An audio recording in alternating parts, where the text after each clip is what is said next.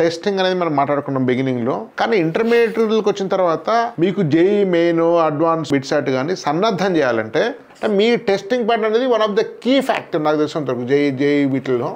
అట్లా మీకు own unique R&D కానీ ఏదో స్పెషల్ స్ట్రాటజీ ఉందా దీని మీద?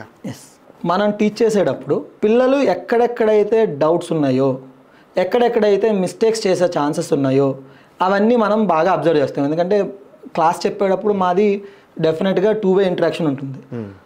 ప్రతి స్టూడెంట్ కూడా he's free to ask any doubt that he gets.